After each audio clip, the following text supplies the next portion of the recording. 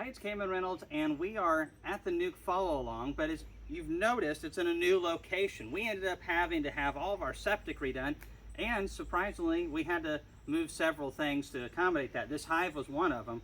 I was actually gone in a couple states over, and the septic guy said, hey, we're ready to go, and Laurel had to do that early in the morning. Wasn't that fun, Laurel?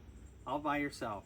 You know, thankfully, with the Apame bottom board, it's actually pretty easy to do that. But if you'll notice one thing here on the front, we have a different queen in here.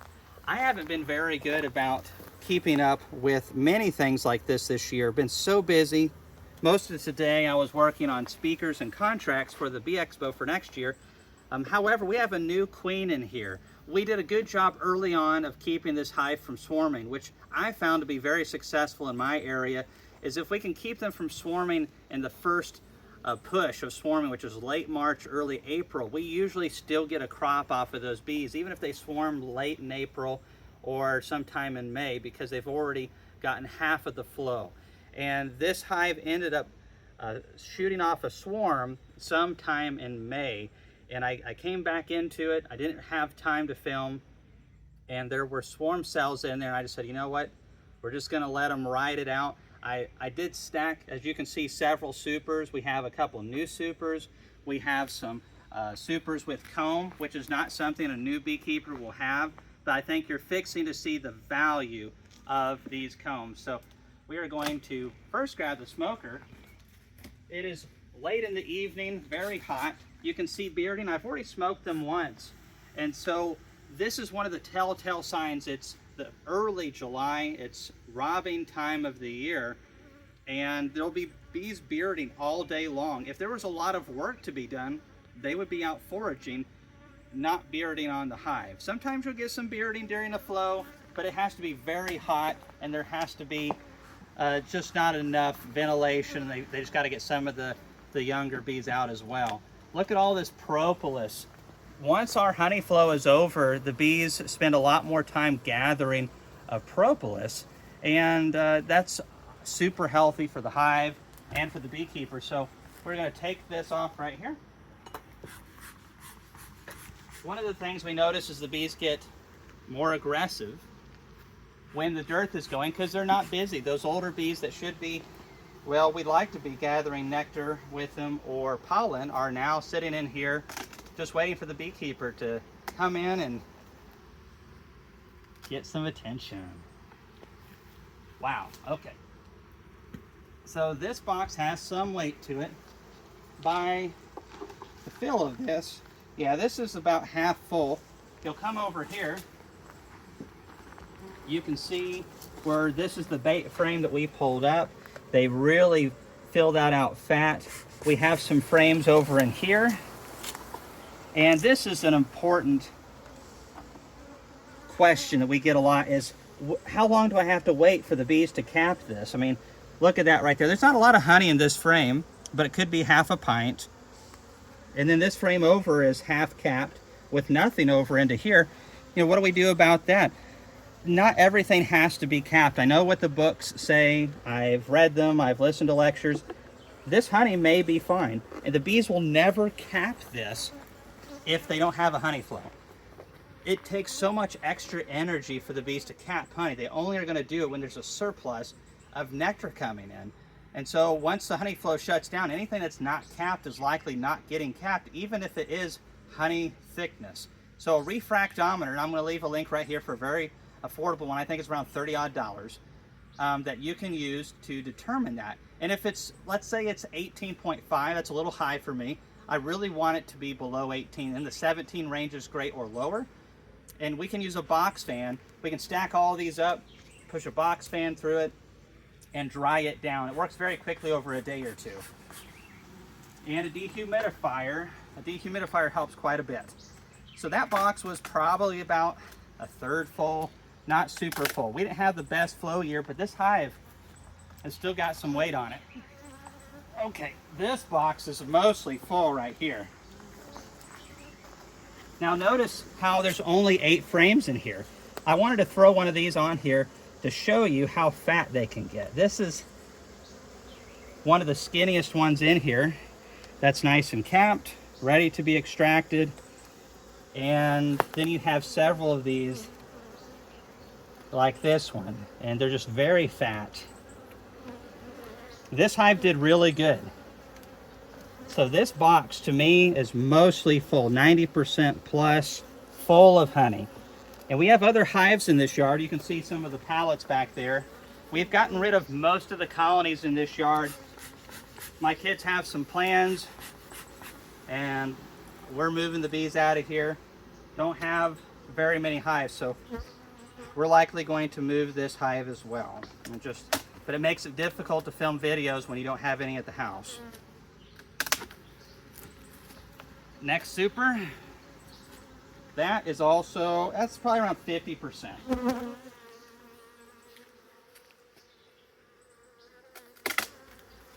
Okay. Oh yeah, that one's way more than 50%. That one's probably 80%. This right here, you can see all these new frames right here. Kathleen coated those with some extra wax. All right, we got some new combs this year. So that's not completely drawn out. I don't care. This is probably good enough. We'll use our refractometer to determine that. It looks pretty thick to me. Look how long that's stringing out. That looks good. But we'll double check it. This right here looks like it is mostly full of honey. Oh yeah, quite full. Oh, so if we condense this down, that's 5 supers. Let's say we have 3 that are actually full. If you put it all together, this hive has done really well this year. This is not completely full either. That's empty, that's mostly empty.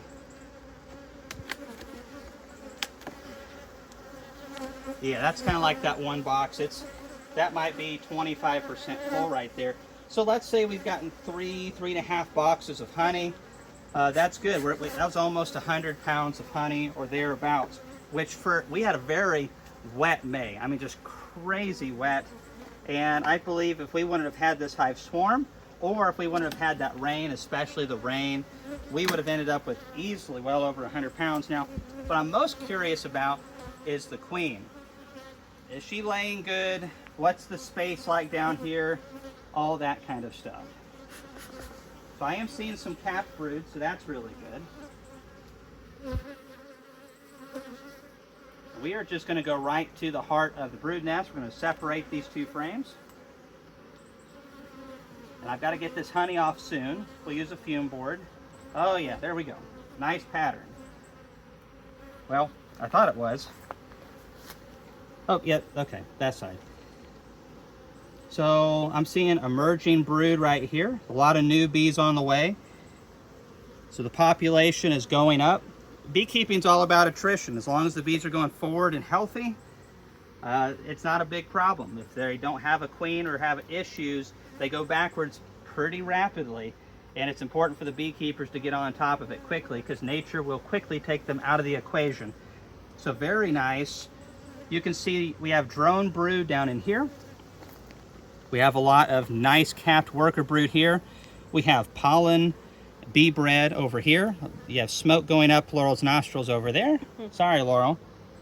And we have honey in the corners. And we have these queen cups down in here, probably where swarm cells were earlier in the year, and they've chewed them down, and just now they're down to a cup size. But this looks really good. All I really want to see at this point is some eggs. It's probably not necessary, but I like to see some young brood. So here we have some capped brood, some more capped brood. That is a frame of honey right there. And anything in this brood nest, we're just gonna leave them. But if you look into your second brood chamber, and you haven't been feeding them, and you got 4 or 5 frames of honey, and you want it's maybe your first year or second year. Some people say never take anything the first year. If you want to take a frame or 2, as long as you feed that weight back to them in syrup, and you want to recoup a little bit of that or get to enjoy some of your bees' honey, and you didn't make anything in the supers, you totally can do that. We're not going to do that though. We're just going to take what's in the top supers and leave them this. We will still feed them anyways, just a little bit, and we don't rob the fall crop from them because we just don't feel the need to. All right, we're seeing a lot of young brood in here. Young larvae and eggs. I don't know if the angle's good for you guys, but it looks really good down there. A lot of young bees. I'm really concerned about getting the varroa mite levels down. They're probably semi-low right now, probably somewhere between 1% and 1.5%. So on a strong double deep colony, which if you condensed all the bees out of the supers down to this, it would be a very strong double deep. 1% infestation on a strong double is about 400 mites. And typically you don't see any issues at that point, but they can double every 21 days. And so 200 or 400 mites, 800 mites, 1600 mites. Usually by the time we get into September, the colonies are terrible looking and it's too late to fix them at that point. Okay, another nice frame. I'm seeing eggs, we're seeing capped brood, and we're just seeing more capped brood. This colony looks great. And underneath a lot of this box, you typically find there's going to be a little bit of brood. Typically in the first 3 or 4 frames here in the center, they won't even go all the way to the bottom of the frames. They'll usually kind of make an arch down into them. And you'll see some honey and especially a lot of bee bread down into those bottom frames. And you'll see some up here on the sides too. Those are the most valuable thing right now because we can feed sugar syrup. If the bees get light, we can feed sugar syrup. And we can feed pollen patties, but it's difficult and it doesn't work near as good. There's a much smaller gap between sugar syrup and nectar for the benefits of the bees versus pollen substitute and what pollen or bee bread will do for the bees. And so we really don't want to take any bee bread away from these colonies at all because we want them to be as big and healthy as possible. So when they go into that fall flow, they'll really stay really strong, and this will condense down into a nice 8-frame cluster, 10-frame cluster if it's really cranking it out. So this is great. We got ourselves a new queen. Next time, I didn't spot her, but I'm not going to stress the colony out by going through every frame to look for the queen. I do like having the queen excluder on because I know she's somewhere down in here. Most of the time that works quite well. And I'll just need a marker with the blue dot. But you know, this was a new queen last spring, and now she's off in the woods somewhere. We didn't catch them, and so that's just how it works. But it's great. This young queen is obviously laying a really good pattern. She's fresh, and young queens go into winter much better and produce a honey crop the next year much better as well. You have less chance of issue in the near future with the young queen. And bees typically, if they don't swarm, requeen themselves after about a year or 2.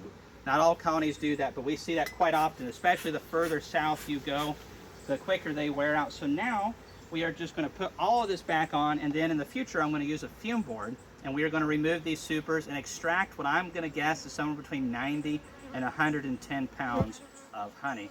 So thanks for watching this video. If you have any questions, leave them below.